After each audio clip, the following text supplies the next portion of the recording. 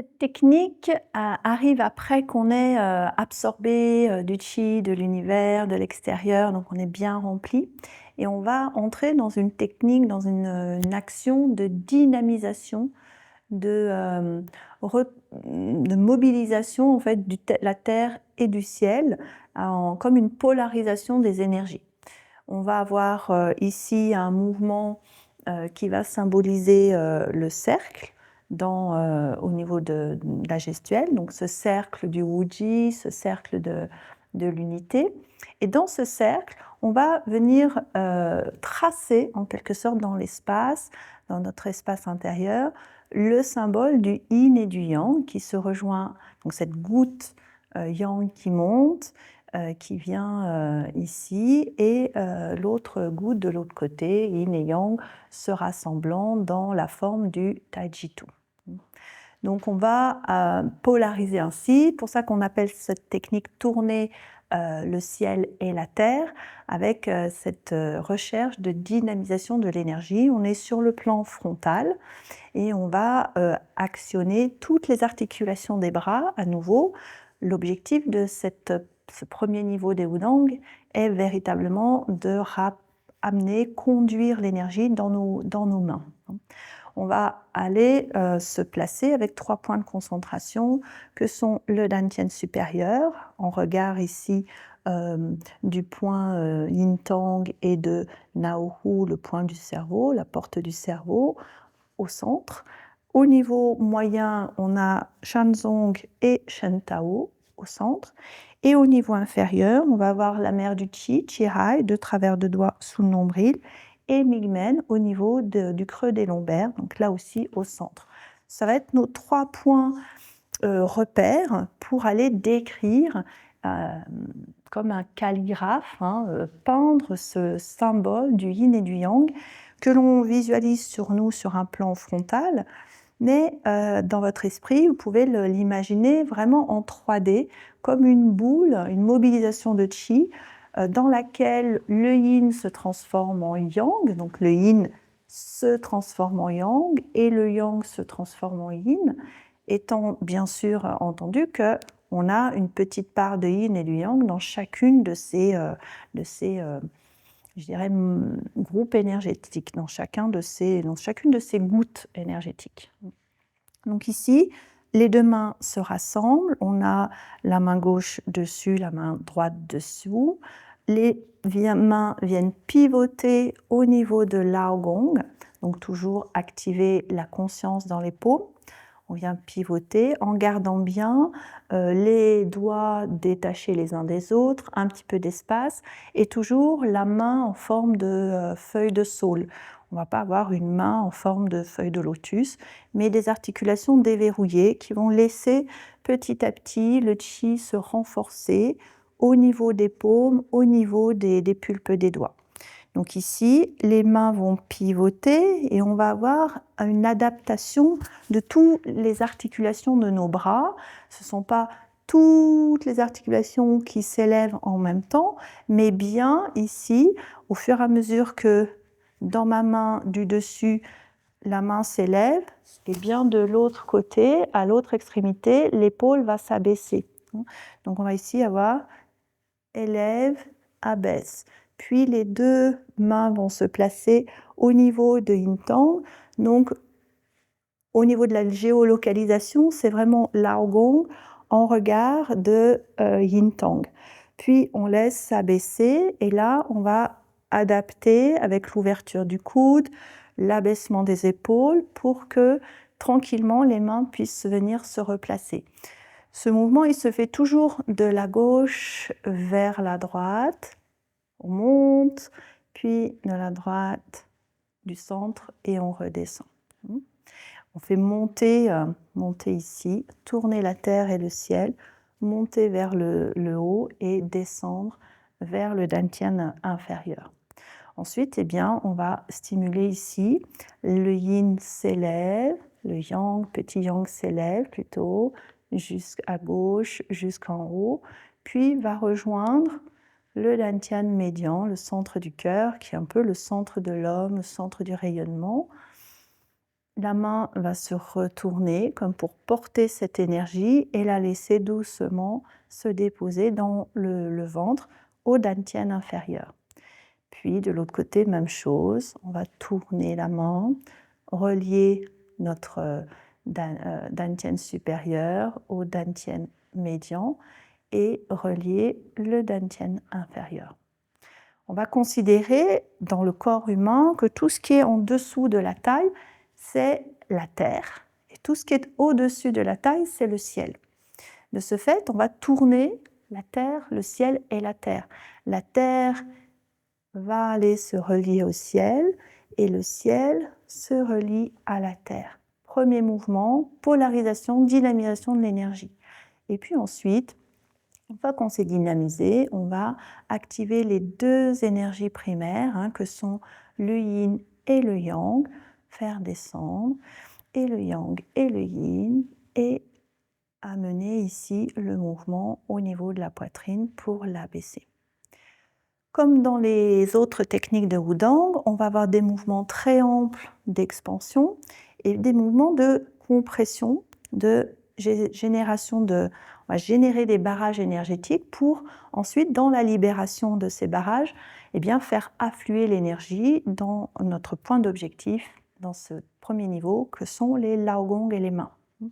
Donc quand on va mobiliser sur le plan juste de tourner la terre et le ciel, ici on est dans une fluidité au niveau de nos articulations, comme si l'on avait un ballon sans tension. Dans le mouvement, la phase d'élévation, pareil, les articulations sont comme en expansion. Vous imaginez des petits ballons au niveau du poignet, du coude et de l'articulation de l'épaule. Une fois que l'on va venir ici, en revanche, on va commencer par pousser le coude vers l'extérieur, générer un premier barrage ici au niveau de la main, coude, main, puis épaule. Et progressivement, toutes ces trois articulations vont être en compression. Donc on va générer tous les muscles périphériques pour pouvoir vraiment venir faire un barrage ici, un barrage ici, fermeture, et un barrage ici. Ce qui fait qu'ensuite, la délivrance de ces barrages va délivrer l'énergie que l'on va garder dans la main pour la déposer dans notre ventre.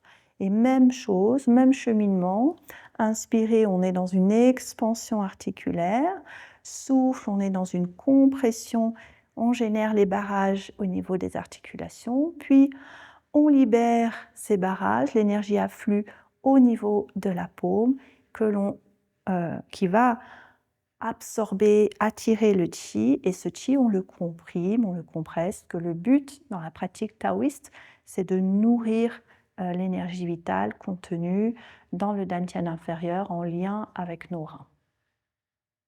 Ensuite, mouvement, on sépare les deux paumes, puis mouvement de fermeture pour venir à nouveau compacter le chi.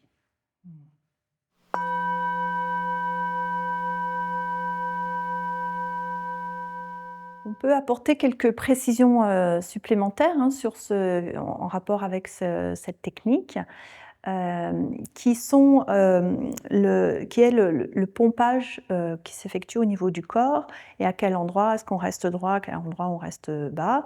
Donc ici, quand on est placé dans le premier mouvement, on va accompagner, tout le corps va concourir à inspirer, s'élever, puis on lâche les hanches et on vient dans une posture un petit peu plus abaissée. Quand on va s'élever, on reste sur cette alternance, inspire, élève, grandit. Mais là, l'objectif, c'est de condenser, de générer du chi par la compression. Donc là, on va rester en haut, puisque la finalité de cette étape du mouvement, elle est au niveau du sternum. On vient fermer les articulations, comme on l'a dit, et cette compression, elle va s'exercer grâce à je dirais, l'aide de nos grands dentelés, tous ces muscles qui tapissent nos côtes et la cage thoracique. Donc là, on va comprimer dans l'expiration, on reste en haut, puis on relâche en inspirant, ce qui fait affluer le chi dans les zones de décompression. Et ensuite, eh bien, on lâche les hanches pour inviter le chi à se déposer dans le bas du ventre. Même chose de l'autre côté, on suit l'élévation, l'inspiration. Là, c'est un peu contre-intuitif, on reste haut dans l'expiration et la compression, on amène bien les grands dentelés. Puis, on relâche en inspirant, on reste haut, puisque la main est en haut, l'énergie est en haut. Et ensuite, pour la diriger vers le bas, relâcher dans les hanches, laisser s'écouler le chi jusque dans le bas.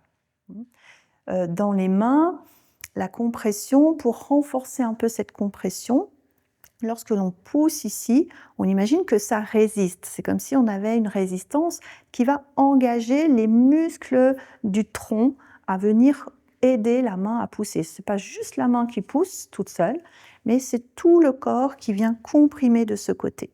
Okay. Puis, quand on relâche, on détend et on laisse couler intérieurement. La pression entre les deux paumes, elle est